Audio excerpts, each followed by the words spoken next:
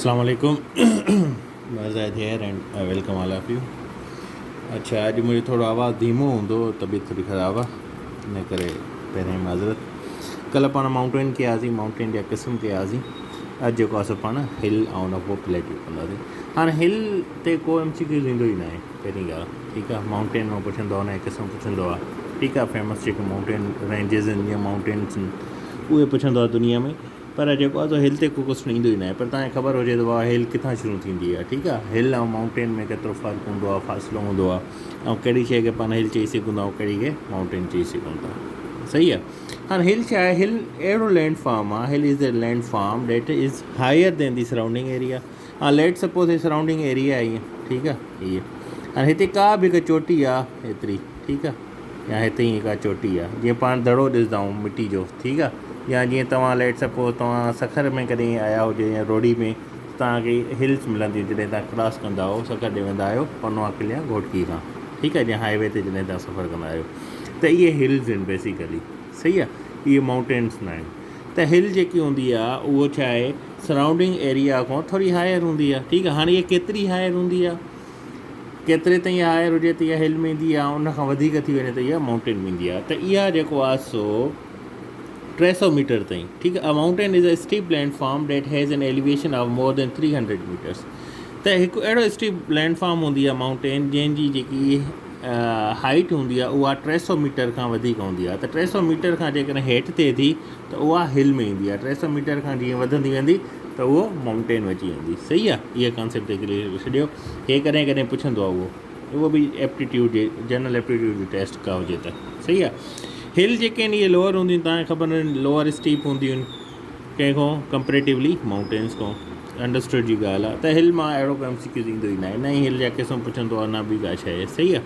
त हिल में एतिरो तव्हां हीअ सिर्फ़ु यादि करे छॾियो 300 मीटर जो, जितां माउंटेन जी रेंज शुरू थिए थी, सही आहे, हाइट शुरू थिए थी, सॉरी। उन खां पोइ अचे थो प्लेट्यू।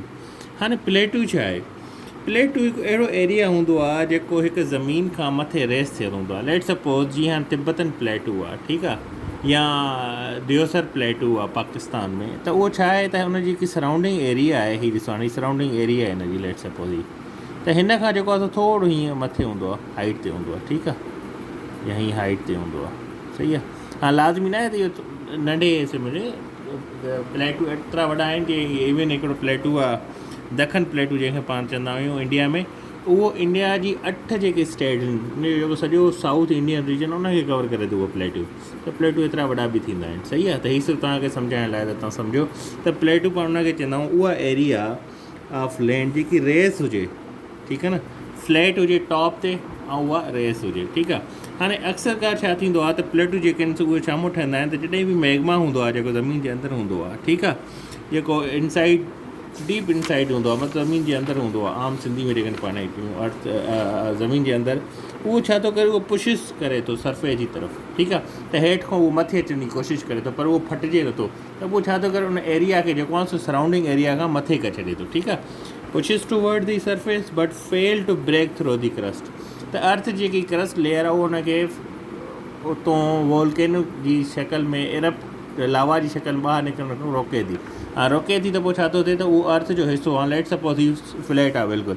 हाणे हिते जेकॾहिं मैग्मा आहे अंदरि, इहो मथे अचण जी कोशिशि करे थो, त इहो मथे हिन जॾहिं अचण जी कोशिशि कंदो, फोर्स कंदो, पुशअप कंदो, त जेकी सराउंडिंग एरिया आहे इन खां उहो मथे अची वेंदो, ठीकु आहे। जेकॾहिं हीअ फ्लैट आहे त उहो हीअं अची वेंदो मथे, ठीकु आहे। त हीअ प्लेट्यू ठही वेंदो, पर उन जी जेकी अर्थ जी जेकी क्रस्ट लेयर आहे उहो उनखे रोकींदी आहे फटणो, त जंहिंजे करे उहो उते उहो प्लेट्यू जी शकल इख्तियार करे वेंदो आहे, सही आहे।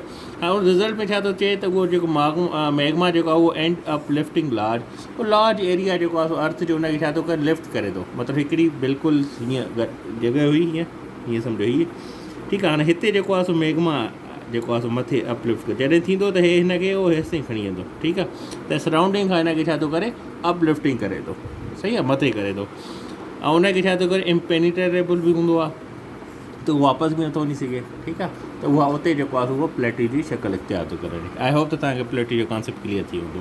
हाणे इहे जेके प्लेट्यू आहिनि इहे सिर्फ़ु हिकु ॾींहंनि में या हिकु ॿिनि सालनि में ठहंदा आहिनि, मिलियंस ऑफ ईयर्स लॻंदा आहिनि इनखे ठहण में। आहिस्ता आहिस्ता उहो मैग्मा पटकंदो रहंदो, उहो मथे पुश कंदो रहंदो आहे ज़मीन खे, आहिस्ता आहिस्ता आहिस्ता आहिस्ता उहो वञी करे उहो मिलियंस ऑफ लखनि सालनि जी में वञी करे उहो हिकु प्लेट्यू जी शकल इख्तियार कंदो आहे, ठीकु आहे। हाणे प्लेटूं जा क़िस्म कहिड़ा आहिनि? हाणे प्लेटूं जा बेसिकली 2 क़िस्म ही तव्हांखे यादि रखणु घुरिजनि, ठीकु आहे। नंबर 1 ते डिसेक्टेड प्लेटूं आहिनि, ठीकु आहे। नंबर 2 ते वॉल्केनिक प्लेटूं आहिनि। डिसेक्टेड प्लेटूं उहे हूंदा आहिनि जिते हरियाली हूंदी आहे, पहाड़ हूंदा आहिनि, जेको आहे सो पौधा हूंदा आहिनि, ठीकु आहे। ऐं जेको आहे सो जेको डिसेक्टेड प्लेट उहो हूंदो आहे वॉल्केनिक प्लेट, उहो कहिड़ो हूंदो आहे जिते वॉल्केनिक इरप्शन थींदी आहे। हाणे हिनखे हिकु करे पाण पढ़ंदासीं। डिसेक्टेड प्लेटूं an upward movement in the earth crust from dissected प्लेटूं, ठीकु आहे। त अर्थ क्रस्ट में छा थींदो आहे त हिकु अपवर्ड मूवमेंट थींदी आहे। हाणे इन जी छा हूंदी आहे, the cause behind upward movement is the slow collision of the tectonic plate. जेके बि टेक्टोनिक प्लेट्स हूंदा आहिनि उनजी स्लो कोलियन थींदी आहे, जंहिंजे करे जेको आहे सो इहो डिसेक्टेड प्लेटूं जेको आहिनि सो उहे ठहंदा आहिनि, ठीकु आहे। हाणे एग्ज़ाम्पल कहिड़ा आहिनि? कोलोराडो प्लेटूं, ठीकु आहे। इहो किथे आहे? सॉरी, इहो जेको कवर आहे, छा सां कवर आहे? ड्राई ग्रास लैंड आहे, हिन में माउंटेन्स आहिनि, वुडलैंड्स आहिनि एंड फॉरेस्ट आहिनि, ठीकु आहे। त जेको आहे सो डिसेक्टेड प्लेटूं जो उहो एग्ज़ाम्पल पुछे ऐं पुछे त कोलोराडो प्लेटूं कहिड़ा, त उहो डिसेक्टेड प्लेटूं आहे, ठीकु आहे। डिसेक्टेड प्लेटूं छा करे थींदो आहे? कोलियन ऑफ टेक्टोनिक प्लेट्स, ठीकु आहे। जेके प्लेट्स ज़मीन जे अंदरि आहिनि उन जी कोलियन जे करे इहा शइ वजूद ईंदी आहे। उन खां पोइ अचे थो वॉल्केनिक प्लेटूं। एंड वॉल्केनिक प्लेटूं जेको आहे सो छा थो करे त स्मॉल वॉल्केनिक जेके इरप्शन थींदियूं आहिनि, ठीकु आहे, उन जे नतीजे में इहो ठहे थो। छा थो थिए त lava flow of these eruption slowly build up over times and प्लेटू hands form called volcanic प्लेटू। ऐं छा आहे त वॉल्केनिक जेके इरप्शन थींदी स्लो, जेके मतिलबु स्मॉल वॉल्केनिक इरप्शन थींदी, उन में छा थो थिए त जेको लावा आहे उहो फ्लो थिए थो, आहिस्ते आहिस्ते थींदो थींदो फैलिजंदो वञे थो, ठीकु आहे। इन में मिलियंस ऑफ ईयर लॻंदा आहिनि, फैलिजंदो वञे थो। त उहो फैलिजी जॾहिं उहो ड्राई थिए थो, सुके थो, थधो थिए थो, ठीकु आहे, हॉट थो, त उहो हिकु प्लेट जी शकल इख्तियार करे थो, उहो वॾो लार्ज एरिया ते वञे थो हलियो, ठीकु आहे। हाणे हिन में एग्ज़ाम्पल्स कहिड़ा आहिनि वॉल्केनिक प्लेटूं जा? नॉर्थ आइलैंड प्लेटूं इन न्यूज़ीलैंड, इहो हिन जो हिकु बहितरीनु एग्ज़ाम्पल आहे, तव्हांखे यादि हुजणु घुरिजे, सही आहे। उनखां पोइ जेकॾहिं पाण ॾिसूं त काज़िस छा आहिनि प्लेटूं जा? प्लेटूं छो ठहंदो आहे? हाणे हिन में थर्मल एक्सपेंशन थींदी आहे, क्रिस्टल शार्टनिंग थींदी आहे, एंड वॉल्केनिज़म त पाण पढ़ी आयासीं।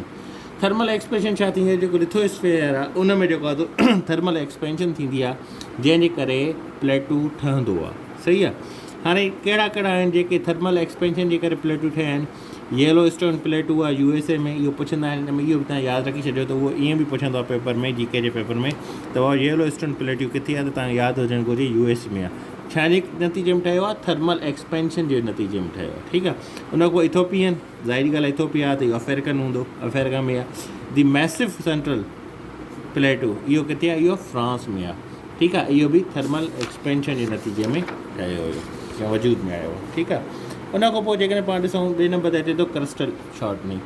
हाणे छा थो थिए क्रिस्टल शॉर्टनिंग में? ईअं तव्हां सम्झो हिकिड़ो ब्लॉक वञी करे ॿिए ब्लॉक जे मथां किरे थो, ठीकु आहे, या हिकिड़ी क्रिस्ट वञी करे ॿिए क्रिस्ट जे मथां किरे थी, त उनजे करे उहो क्रिस्टल शॉर्टनिंग थींदी आहे। तव्हां अहिड़ा बि पहाड़ ॾिठा हूंदा या अहिड़ी शयूं ॾिठियूं हूंदियूं प्लेटूं जंहिंमें मतिलबु पथरनि जे मथां पथर ब्लॉक्स में पिया हूंदा आहिनि, ठीकु आहे, उहे बि प्लेटूं हूंदा आहिनि। Example of the plateau, crystal plateau formed by thrusting of one block of crust over another, सही है, जहाँ sliding of one block of crust another, जॾहिं जॾहिं स्लाइडिंग थिए थी हिकु ब्लॉक जी ॿिए ब्लॉक जी, यानी स्लाइडिंग सिर्फ़ु हिकु नंढो पथर नथो थिए, स्लाइडिंग जॾहिं न थींदी आहे वॾी वॾी एरियाज़ जी बि थींदी आहे, इवन किलोमीटर्स जी एरिया जी बि थींदी आहे, स्लाइडिंग थी करे वञी करे मथां पहाड़ खां अची करे हेठि फ्लैट जॻह उहो स्लाइड थी करे अची करे हेठि फ्लैट जॻह ते पए थी, त उहा फ्लैट जॻह खां वधी थी वञे, उहो बि हिकु प्लेटी जी शकल में थी वञे, ठीकु आहे। प्लेटू इन found in north Africa, Turkey, Iran and Tibet, ठीकु आहे। टर्की में, ईरान में, जंहिंखे पाण तुर्की चऊं था, नॉर्थ अफ्रीका ऐं तिब्बत में जेके प्लेटूं आहिनि उहे छा जा एग्ज़ाम्पल? उहे क्रिस्टल शॉर्टनिंग जा प्लेटूं, मतिलबु स्लाइडिंग थी आहे या जेको थ्रस्टिंग थी आहे वन ब्लॉक जी ॿिए ब्लॉक जे मथां, सही आहे। त हिकु ब्लॉक जॾहिं ॿिए ब्लॉक जे मथां अची वेंदो त ज़ाहिरी ॻाल्हि आहे उनजी सरफेस जेकी एरिया आहे, जेकी उन हाइट आहे, उन खां उहा शइ मथे थी वेंदी, ठीकु आहे। हाणे लेट सपोज़ हाणे हीअ शइ आहे, ऐं हीअ हिकिड़ी एरिया आहे, ठीकु आहे, हीअ स्लाइडिंग थिए थी अची करे हीअ किरे थी, त हीअ जेको पैन जो जेको मथां आहे ढकणु आहे, इहो हिन खां वधीक थिए थो, हिन जी हाइट वधीक थिए थी, ठीकु आहे, सम्झो था तव्हां ॻाल्हि खे। त इन में इहा क्रिस्टलिंग शॉर्टनिंग थींदी आहे, त हिकु शइ स्लाइडिंग थिए मथां अची करे हिकु शइ ज़मीन जे मथां अची वञे, त उनजी जेकी हाइट आहे उहा वधी वेंदी आहे, ॿियनि खां जेको आहे उहा मुख़्तलिफ़ थी वेंदी आहे, वधीक थी वेंदी आहे। उन खां पोइ वॉल्केनिज़म अचे थो, पाण पढ़ी बि आहियां, वरी पढ़ूं। फ्लड ब्लास्ट में जेको आहे उन ठहंदा आहिनि, कैनेडियन शील्ड थी वई, US कोलंबिया प्लेटू थी वियो, इहे जेके आहिनि हिन जा मिसाल आहिनि, सही आहे। उन खां पोइ जेकॾहिं पाण ॾिसूं त बाबा हिकु क्वेश्चन पुछंदो आहे त वेयर आर प्लेटू लोकेटेड, त प्लेटू किथे थींदा आहिनि, त प्लेटू 3 रीजन्स में थींदा आहिनि। नंबर 1 माउंटेन रीजन्स में हूंदा आहिनि प्लेटू, नंबर 2 डिज़र्ट रीजन में हूंदा आहिनि, ऐं number 3 under the ocean J even under बि प्लेटू मौजूदु हूंदा आहिनि। ठीकु आहे, उन खां पोइ सम फेमस प्लेटू, ऐं दुनिया में जेको आहे सो कुझु फेमस जेके प्लेटूज़ आहिनि उहे कहिड़ा कहिड़ा आहिनि। हाणे जीअं मां तव्हांखे अगरि ॿुधायां थो त बाबा दखन प्लेटू, ऐं दखन जेको प्लेटू आहे उहो किथे आहे, उहो इंडिया में आहे। इहा बि तव्हांखे यादि हुजे रखंदी हुजे, इहा शइ पुछी वेंदी आहे दखन प्लेटू किथे आहे। हाणे दखन प्लेटू जेको आहे सो एक्सटेंड करे थो ओवर 8 इंडियन स्टेट। ठीकु आहे, 8 इंडियन स्टेट। हाणे जीअं पाण प्रोविंस चवंदा आहियूं, सिंध, पंजाब, बलोचिस्तान, KP के इंडिया में प्रोविंस न चवंदा आहिनि, इंडिया में जेके उहे स्टेट्स आहिनि। ठीकु आहे, यूपी थी वियो, पंजाब थी वियो, दिल्ली थी वियो, कर्नाटक थी वियो। ठीकु आहे, उत्तर प्रदेश जेको यूपी मां था ॿुधायां उहो थी वियो। ईअं उनजा मुख़्तलिफ़ जेके आहिनि त उहे उनखे स्टेट चवनि था। सही आहे, उहे प्रोविंस न आहिनि हूंदा। पाकिस्तान पाण उनखे प्रोविंस चवंदा आहियूं। त दखन जेको प्लेटू आहे उहो एतिरो वॾो आहे त एक्सटेंड करे थो 8 स्टेट, मतिलबु 8 प्रोविंसिस जंहिंखे हुनखे पाण आसान में सम्झूं त माना 8 स्टेट खे इहो 8 एक्सटेंड करे थो। माना हिकु स्टेट खां शुरू थिए थो उहो 8 स्टेट ते वञी करे ख़तमु थिए थो। ठीकु आहे, ऐं कवर करे थो entire south India. South Indian movies तव्हां ॾिसंदा हूंदव त साउथ इंडिया जेतिरो बि रीजन आहे उन सॼे खे जेको आहे सो इहो दखन प्लेटू जेको आहे सो उहो कवर थो करे। ठीकु आहे, नंबर 2 ते जेको आहे सो जेको मेन इंपॉर्टेंट आहे, ॿिए नंबर जेको पुछंदो उहो तिब्बतन प्लेटू। ठीकु आहे, ॿिया प्लेटू अंदरि मां लिखी छॾिया उहे तव्हां यादि करे छॾियो। तिब्बतन प्लेटू, हाणे इहो किथे आहे, इहो चाइना में आहे। ठीकु आहे, माउंट एवरेस्ट तव्हां ॿुधो हूंदो, दुनिया जी सभ खां हाईएस्ट चोटी आहे जेकी। ठीकु आहे, उहा बि किथे आहे, उहा बि तिब्बतन प्लेटू में आहे। ठीकु आहे, दरियाए सिंध जो जेको ओरिजिन थिए थो उहो बि किथां थिए थो, तिब्बतन प्लेटू में थिए थो। ठीकु आहे, लेक मानसोवारा जितां इन जो ओरिजिन थिए थो। ठीकु आहे, दरियाए सिंध जो। त इहा शइ तव्हां दरियाए सिंध सां बि रखी करे तव्हां यादि करे सघो था, या तिब्बतन प्लेटू में तव्हां इहो बि रखी सघो था दरियाए सिंध जो किथां ओरिजिन थिए थो। ऐं लेक जो बि तव्हां नालो यादि रखी सघो था, लेक मानसोवारा जितां दरियाए सिंध जो जेको आहे सो ओरिजिन थिए थो। ठीकु आहे, पाकिस्तान में जॾहिं किरे थी त फस्ट हिकु उनजे अंदरि जेकी ट्रिब्यूटरीज़ किरे थी उहो हुंज़ा रिवर आहे। ठीकु आहे, उन खां पोइ हेठि ईंदी थी हिते शइ, उहा बि तव्हांखे यादि रखणु लाज़मी आहे। तिब्बतन प्लेटू किथे आहे, चाइना में आहे। हे दुनिया जो हाईएस्ट आहे। ठीकु आहे, माउंट एवरेस्ट खां तव्हां यादि रखी छॾियो। उन खां अलावा बिगेस्ट प्लेटू आहे दुनिया जो, हाईएस्ट बि आहे, बिगेस्ट बि आहे। ठीकु आहे, उन खां पोइ जेकॾहिं पाण पाकिस्तान में अचूं, ठीकु आहे, त पाकिस्तान में पोटवार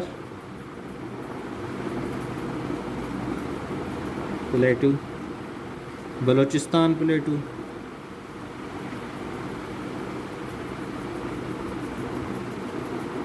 हाणे पोटोवार या पोटवर। ठीकु आहे, उन खां अलावा देसवाई प्लेटू बि आहे,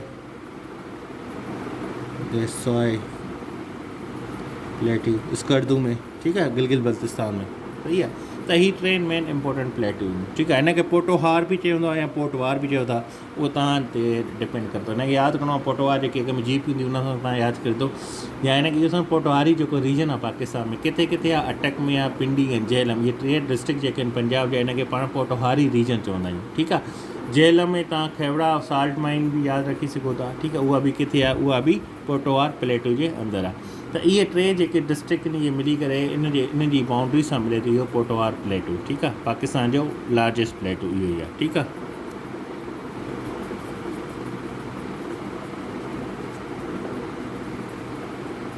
PK सम्झी वञो पाकिस्तान। सही आहे, त पाकिस्तान जो लार्जेस्ट प्लेटू कहिड़ो आहे, पोटवार प्लेटू आहे। ठीकु आहे, किथे आहे, खेवरा माइन में बि तव्हां यादि रखी सघो था, या झेलम, पिंडी एंड अटक इन जी रीजन, इहो हुनखे पोटोहारी रीजन बि चवंदा। पोटोहारी रीजन बि तव्हां पुछंदो तव्हां किथे ॿुधाईंदो त जेको नादरन ईस्टर्न पार्ट आहे इंडिया, इन जो छा चइबो आहे, पंजाब जो, जंहिंमें अटक अचे थो डिस्ट्रिक्ट, अटक अचे थो डिस्ट्रिक्ट, पिंडी अचे थो रावलपिंडी एंड डिस्ट्रिक्ट झेलम। ठीकु आहे, फवाद चौधरी तव्हांखे यादि हूंदो उहो झेलम जो आहे, त उतां तव्हां यादि रखी छॾियो।